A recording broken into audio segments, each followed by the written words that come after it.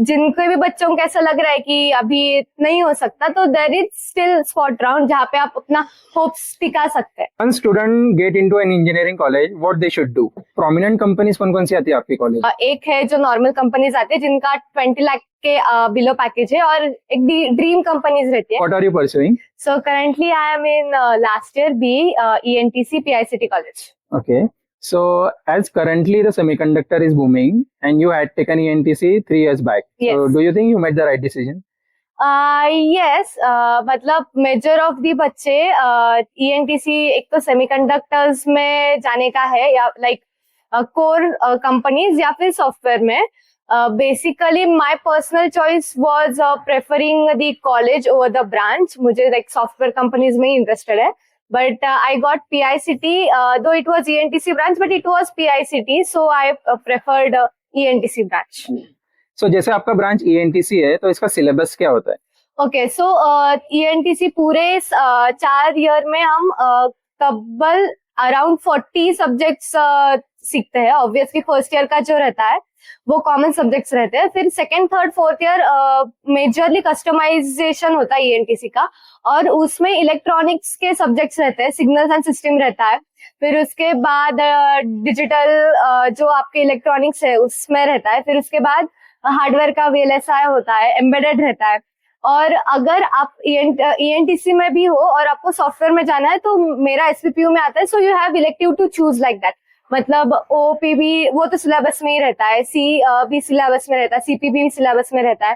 फिर उसके बाद अगर आपको जावा सीखना है तो फिर वो ऑप्शन रहता है इलेक्टिव सब्जेक्ट, सो वो आगे जाके आप सिलेक्ट करते हो। अगर आपको सॉफ्टवेयर डोमेन चाहिए तो फिर कंप्यूटर नेटवर्क्स भी रहता है। ऐसा इन सारे सब्जेक्ट्स में आपके लिए सबसे हार्डेस्ट कौन से सब्जेक्ट्स रहे? यूजुअली मतलब वैसे पढ़ाई की तो सारे सब्जेक्ट सेम ही रहते हैं, but most of the subjects वैसे देखा जाए तो फिर एक माइक्रो कंट्रोलर रहता है जिसमें बहुत थोड़े ज्यादा एक्स्ट्रा एफर्ट्स लगने पड़ते हैं क्योंकि वो हार्डवेयर का सब्जेक्ट रहता है।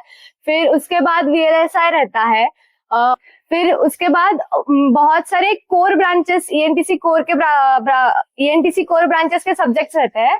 फिर उसमें थोड़ा ज्यादा मेहनत करना पड़ता है क्योंकि वो ऐसे फेमिलियर टर्म्स नहीं रहते, लाइक कोर डोमेन वाले रहते हैं, तो बहुत सारी टेक्निकलिटीज रहती है। अगेन प्रैक्टिस किया तो फिर वो इजी हो जाता है। How did you get into PICT? Okay, so I was preparing for JEE a whole year, 11th and 12th both of the years. But the first attempt मेरा इतना अच्छा नहीं गया. Like जितना मैं टारगेट कर रही थी उससे बहुत कम आया. So at that time I changed my target from JEE to CET. और फिर वहां से मैंने सिर्फ CET की प्रिपरेशन चालू की. लाइक कोचिंग वगैरह कुछ था नहीं CET का एज सच, बट यूट्यूब के वीडियो वगैरह या क्वेश्चन बैंक सॉल्व करना, वहां से फिर CET मैंने दी और उसमें मुझे 96.95 परसेंटाइल आए और मैंने फिर स्पॉट राउंड से PICT मिला मुझे कॉलेज। ओके, सो ऑलमोस्ट 97 था। हाँ। और JEE के फर्स्ट अटेम्प्ट में कितना आया था? JEE के फर्स्ट अटेम्प्ट में मुझे 85 आए। सो 85 से 97 का सफर कैसे तय किया आपने? हाँ, एक्चुअली मतलब मेरा फर्स्ट अटेम्प्ट का जो था थोड़ी ट्रेजेडी हुई थी, तो फिर उसके वजह से मैंने अगर स्कोर भी किया रहता तो फिर वो 95 परसेंटाइल के अराउंड जाता। जो मेरा यूजुअली कोचिंग का जो था वो टेस्ट ऑलमोस्ट उतना ही आता था, so I was expecting around 95, but second attempt was very risk taking क्योंकि बहुत से बच्चों का ऐसा एटीट्यूड रहता है कि JEE मैं कर रहा हूँ या कर रही हूँ तो मेरा CET कवर हो जाएगा उसमें, बट CET और JEE का सिलेबस में डिफरेंस है और जो पेपर का अटेम्प्ट करने का वे है वो उसमें बहुत से डिफरेंसेस है। Though you are preparing syllabus wise, but जैसे पेपर अटेम्प्ट करना चाहिए उसमें बहुत से डिफरेंस है। सो बच्चे मेजरली JEE देते हैं और CET एक एज अ बैकअप ऑप्शन रखते हैं, बट उससे फ्रूटफुल नहीं रहता ऑल ऑफ द टाइम। इसलिए JEE का सेपरेट, JEE होने के बाद मैंने CET का सेपरेटली बहुत सारे यूट्यूब के जैसे वीडियोस भी देखे जो COEP में गए हैं, उनका जर्नी कैसा था, फिर उन्होंने जो पूरा साल सिर्फ CET पे ही फोकस थे, तो फिर वो 2 महीना मैंने CET का ही प्रिपरेशन किया था proper. As a 4th year student आपने आपके पिछले 3 सालों में CGPA कितना मेंटेन किया है? मेरा लाइक CGPA वैसे अकॉर्डिंग टू सब्जेक्ट्स वैसे वैरी हुआ है, लाइक 8.5 to 9.22 ऐसे आए हैं। एवरेज अभी मेरा 8.5 से प्लस है। तो मेजरली जो सारे कंपनीज आते हैं उनके क्राइटेरियाज तो रहते हैं प्लेसमेंट के लिए, एंड इट्स मेजरली 7.5 के आगे रहते हैं। जिन कंपनीज का हाईएस्ट पैकेज रहता है तो उनका 8.5 के प्लस रहता है। सो अगर प्लेसमेंट अच्छी कंपनी में चाहिए तो it is safer to have your CGPA plus than 8.5। तो जैसे प्रोमिनेंट कंपनीज कौन कौन सी आती है आपके कॉलेज में? सो प्रोमिनेंट कंपनीज आर फोन पे, सिमेंस, ACI, फिर उसके बाद एरिस्टा है, फिर बहुत सारी है, मतलब अराउंड 20 to 30 कंपनीज आती है और उसका डाटा PICT के वेबसाइट पे अवेलेबल है। और पैकेज कितना? Package it differs from many of the companies. There are 2 categories. एक है जो नॉर्मल कंपनीज आते हैं जिनका 20 लाख के बिलो पैकेज है, और एक ड्रीम कंपनीज रहती है जिनका 20 लाख के अबव पैकेजेस रहता है। सो जो नॉर्मल कंपनीज है उनका एवरेज तो एक 8 to 10 रहता है। ओके, सो आपको तो ड्रीम कंपनी मिल सकती है। हाँ, लाइक जो MCAT करके एक एग्जाम रहती है कॉलेज में, तो फिर वहां पे अगर आपका स्कोर डिजायर्ड लेवल पे है, मतलब जो कॉलेज का रहता है, जो कंपनी टारगेट देते हैं उससे अगर आगे रहा तो फिर वैसे सिलेक्शन हो सकता है। ओके, और highest package? Highest package I guess अभी फोन पे का है 43.33, जो अभी अगस्त में आने वाली है हमारे। I need to check, it's 43 or 33, like वो है। अदर देन स्टडीज आपका कॉलेज क्या क्या प्रोवाइड करता है?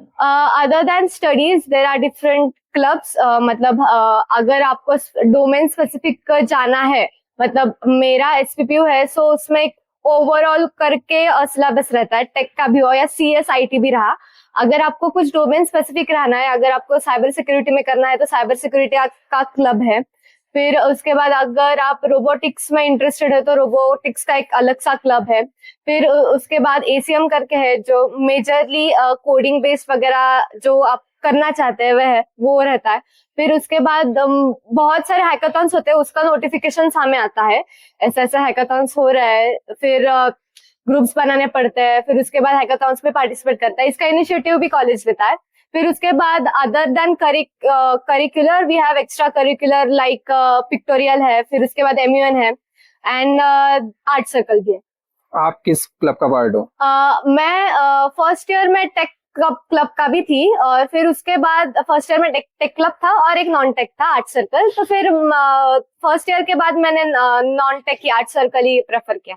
जो स्टूडेंट्स आपको देख रहे हैं, आप उन्हें क्या एडवाइस देना चाहते हो? ओके, सो मेजरली अभी जो 11th-12th में स्टूडेंट्स हैं, मैं उनको ये बोलूंगी कि अभी जो कर रहे हैं वो 100% विथ फोकस कीजिए। आई नो मेजरली बहुत सारे बच्चे इंस्टा पे रहते हैं, यूट्यूब वगैरह बहुत सारे सोशल प्लेटफॉर्म पे एक्टिव रहते हैं। पर्सनली मेरा भी 11th-12th में ऑब्वियसली लॉकडाउन बैच थी तो मेजरली चीजें फोन पे ही रहती थी, फोन या लैपटॉप पे, but I wasn't there on Instagram और any social media platforms. So कहीं ना कहीं उसका डिस्ट्रैक्शन होता ही है। और मैंने यूट्यूब से भी बहुत सारी भी पढ़ाई करती थी, तो यूट्यूब पे भी बहुत सारे रिकमेंडेशन अलग अलग आते, तो मैंने एक दूसरा अकाउंट ही खोल दिया था। सो उसमें सिर्फ पढ़ाई के ही सजेशंस मुझे आते थे। सो ऐसे बहुत सारी चीजें हैं कि आप डिस्ट्रैक्ट हो सकते हैं, तो आपको ही उतना स्ट्रिक्ट बनना पड़ेगा खुद के साथ। और सिर्फ ये 2 साल ही अच्छे से गए ना, फिर बाद में आई वोंट से कि इजी लाइफ बन जाती है, तो बट रिग्रेट नहीं रहता कि मेरे हाथ में कुछ था करने के लिए और मैंने किया नहीं। और एक मैं मेरे पर्सनल एक्सपीरियंस ये बताऊंगी कि जितना आप अपना 100% दे सकते हो उतना दो। अगर आपको कहीं पे लग रहा है कि मेरा जो ड्रीम कॉलेज था वो नहीं हुआ, बट आपने मेहनत की है, तो कहीं ना कहीं पे आप एक अच्छी जगह पे पहुंच ही जाओगे। मेरा भी वैसा था कि मुझे COEP कॉलेज में जाना था, बट मार्क्स कमाए 97 परसेंटाइल थे, और फिर ऑब्वियसली ओपन कैटेगरी में मुझे एडमिशन नहीं मिला था COEP में। फिर then I landed in PICT, वो भी स्पॉट राउंड में हुआ था। मुझे एक्चुअली PICT कॉलेज चाहिए था ओवर दी ब्रांचेस, सो एक ही NTC मिल रहा था, और उसमें भी मुझे 96.95 परसेंटाइल थे। और स्पॉट के 3rd राउंड का जो ये था जिसपे एंड हुआ था वो 97.03 परसेंटाइल था. So there was a very short margin जिससे मेरा एडमिशन नहीं हुआ था through spot. But luckily I had hopes and spot round में मेरा हो गया. सो जिनको भी बच्चों को ऐसा लग रहा है कि अभी नहीं हो सकता, तो there is still spot round जहाँ पे आप अपना होप्स टिका सकते हैं. One student get into an engineering college, what they should do? Okay, so specifically first year के लिए ब्लैंक स्लेट रहता है पूरा, मतलब क्या करना है क्या नहीं. सीएस सब बच्चे बोलते हैं मैंने सीएस में लिया, बट एक्चुअली सीएस रहता है क्या ये बच्चों को मालूम नहीं रहता. लाइक कोई भी सिलेबस देख के एडमिशन नहीं लेता ब्रांच के लिए, ओवरऑल पैकेज देख के ही बच्चे आते हैं. सो फर्स्ट ईयर में हो तो आई वुड सजेस्ट कि जितना कुछ एक्सप्लोर कर सकते हैं उतना करो. Though it be tech non tech, जितने भी कॉलेज में फेस्ट रहते हैं, एक्टिविटीज रहते हैं, सब में पार्टिसिपेट करो. मेजरली ये सब चीजें करने से आपको एक पाथ मिलता है कि मुझे कहाँ पे इंटरेस्ट है, क्या कहाँ पे नहीं है. बहुत सारे हैकाथॉन्स रहते हैं, जीतना है नहीं जीतना वो बात की बात आती है, बट एटलीस्ट ट्राई देने में और एक्सपीरियंस मिलने में बेटर रहता है.